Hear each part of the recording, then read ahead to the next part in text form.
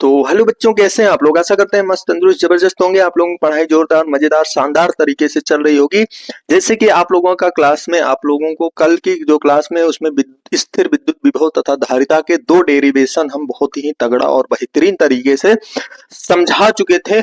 आज हम इसी क्लास को कंटिन्यू करते हैं। आपका विस्तृत उत्तरीय प्रश्न चल रहा था और उसमें जो डेरिवेशन है, मुख्य मुख्य डेरिवेशनों को हम लगवा रहे थे। तो आप लोग देख चुके होंगे ये क्लास को, तो आपको मालूम होगा कि हम जो है विस्तृत उत्तरीय के एक प्रश्न दो प्रश्न को हम इतनी अच्छे तरीके से, इन प्रश्नों को इतने बढ़िया तरीके से और बेहतरीन तरीके से बता दिए थे जिसकी बात नहीं। कल हम संधारित्र की धारिता की परिभाषा दीजिए तथा दर्शाइए कि चित्र में प्रत्येक धारिता संधारित्र का आवेश, मतलब ये वाला प्रश्न चौथा प्रश्न हम लगवा चुके थे।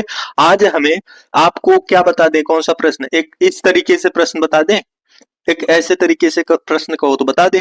हाँ, ये भी 2024-25 में पूछे जाने वाला प्रश्न था। तो इस डेरिवेशन को हम, सॉरी, सवाल को हम लगवा दे रहे हैं, ये वाली सवाल। ठीक है, इस सवाल को हम लगवाने की कोशिश कर रहे हैं। आप लोगों को बात समझ में आ गई? हाँ, बताएं क्या कह रहे हो, आपका क्या ख्याल है? बताएं कि रहने दें? बता देते हैं ना, बता दे रहे हैं। आप भी क्या याद रखोगे? देखो क्या कह रहा है, चित्र में दर्शाए गए परिपथ में अस्थायी अवस्था में दोनों संधारित्र पर संचित आवेश तथा विभवांतर, मतलब प्लेटों के बीच की गणना कीजिए। ये देखो आपको चित्र बना हुआ है। इस चित्र में आपको क्या करना है कि इसमें चित्र में अस्थायी अवस्था से दोनों संधारित्र, जो दोनों संधारित्र ये वाला दोनों संधारित्र पर संचित आवेश तथा विभवांतर, संचित आवेश और उसके बीच में उत्पन्न विभवांतर की गणना करना है। ठीक है, तो अब सबसे पहले इसमें एक शब्द यूज हुआ है अस्थाई। अस्थाई अवस्था में परिपथ की धारिता। तो अस्थाई अवस्था में परिपथ की धारिता अगर ज्ञात करना है तो उसका फार्मूला क्या होता है बेटा? तो देखिएगा, आई बराबर फार्मूला होता है V upon capital R plus small r। मतलब आई बराबर क्या होता है? V अपान R ही होता है, लेकिन इसमें दो आपको रेजिस्टेंस दिख रहे हैं, एक रेजिस्टेंस ये, एक रेजिस्टेंस ये, इसको स्मॉल r, इसे कैपिटल R मान लिया गया है। ठीक है, अब इसमें अगर हम इसकी मान, अगर R का मान निकाल लें, इसमें अगर हम R का मान निकालें तो आई का मान निकालें तो I बराबर V की जगह पर क्या रखते हैं? V की जगह पर ये देखो 12 वोल्ट दिया गया है, तो 12 प्लस कैपिटल R का मान कितना हो जाएगा? तो कैपिटल R का मान कहोगे बेटा कि 6 5 ये 2 R, ये कैपिटल R है, ये देखो इसमें दिया गया है चित्र में, ये स्मॉल r है। ठीक है, चित्र बना बनाया दिया जाएगा।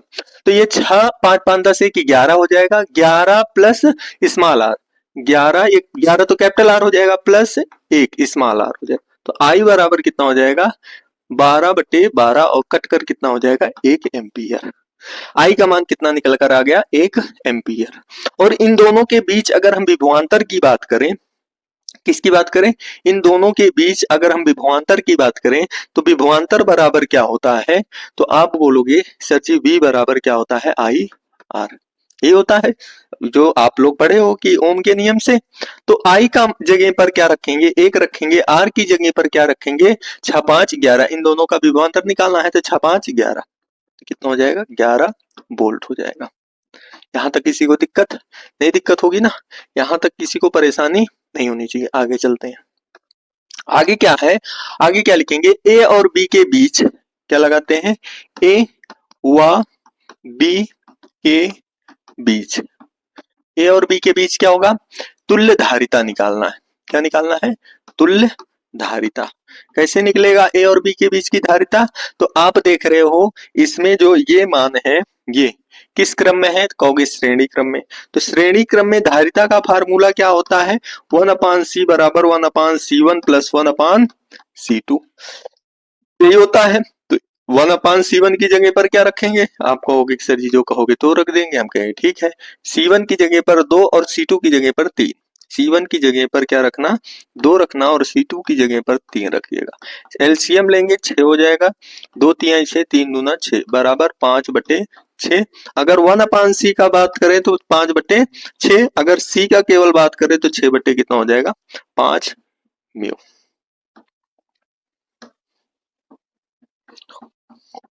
म्यू सी ना। सी का मान कितना आ गया 6/5 म्यू सी, यही कह रहा है, यही है ना, 6/5 म्यू एफ। अच्छा एफ हो जाएगा ना। अब दोनों के बीच जो है संचित क्या कर ले, दोनों संधारित्रों के बीच संचित आवेश निकाल लेते हैं। दोनों संधारित्रों के बीच यहाँ पर लिखेंगे, दोनों संधारित्रों के बीच, दोनों संधारित्र के बीच, संधारित्र के बीच संचित क्या आवेश, कौन सा आवेश संचित होगा, तो Q बराबर फार्मूला क्या होता है, Cb होता है। Q बराबर फार्मूला क्या होता है बेटा, Cb होता है, तो Q बराबर Cb लगा देंगे। अब Q बराबर Cb लगाएंगे तो यहाँ C का मान कितना हो जाएगा, तो आप कहोगे C का मान तो अभी तो निकाल रहे हो सर जी 6/5 और B का मान 11 है, आप देख लीजिएगा B का मान अभी 11 वोल्ट निकाले ना, तो 11 हो जाएगा। तो हम कहेंगे ठीक है, अगर इतनी बात अगर आप समझ गए हो तो कोई बात नहीं है, तो आगे हम इसको सॉल्व करेंगे। तो 11 छक्का कितना हो जाएगा 66/5, कितना हो जाएगा 66/5 कूलाम, माइक्रो म्यू कूलाम ना, म्यू कूलाम हो जाएगा। यहाँ पर थोड़ा ध्यान दीजिएगा, एफ नहीं होगा सी होगा ना, म्यू एफ हो जाएगा। ठीक, अब इसके बाद क्या करना है आपको, इसके बाद क्या लगाना है, यहाँ पर देखिए एक कह रहा है कि दोनों संधारित्रों का विभवांतर ज्ञात कीजिए। क्या करेंगे, दोनों संधारित्रों का, दोनों संधारित्रों का, संधारित्रों का क्या निकाल दें, विभवांतर, विभवांतर, दोनों संधारित्रों का क्या निकाल दें, विभवांतर निकाल दें। मतलब V बराबर क्या होगा, Q अपान C, V बराबर Q अपान C। Q का मान कितना हो जाएगा 66/5 और C का मान कितना हो जाएगा 6/5, ये होगा ना 66/5 और ये कितना हो जाएगा, कितना होगा 6/5। तो यहाँ पर हो जाएगा 66/5 और ये क्या हो जाएगा गुणे 5/6, 5 से 5 कैंसिल, कितना हो जाएगा 11, 11 आ गया। कितना आ गया आंसर 11 है, ऐसे ही लगेगा। कितना आया 11, 11 वोल्ट। इन दोनों के बीच जो मान के रहा था कितना आ गया 11 वोल्ट। ठीक है, तो ये आपका काम था। आज सवाल, 2 सवाल हम बता चुके हैं किस तरीके से सवाल पूछे जाते हैं। कल हम ये विस्तृत तरीका 2-3 डेरिवेशन इंपॉर्टेंट था, जो सवाल कैसे पूछा जाता है ये भी हम बता चुके हैं। कल हम आप लोगों को लघु उत्तरीय प्रश्न पढ़ाएंगे। ठीक है, इंपॉर्टेंट क्लासे हैं बेटा, अटेंड करो, बहुत बढ़िया है, जिसमें आप लोगों को डेरिवेशन भी समझा दे रहे हैं, सवाल भी समझा दे रहे हैं, आपका डबल काम हो जा रहा है। ऑफलाइन भी क्लास चल रही है, ऑनलाइन क्लास चल रही है। जो लोग इसको अटेंड करेंगे वो उन लोगों को फायदा तो होगा ही, क्योंकि पढ़ाई कभी भी नुकसानदायक नहीं होती है, कभी ना कभी रंग लाती है। तो बस आज के लिए इतना ही, बाकी बात होगा कल, तब तक के लिए जय हिंद।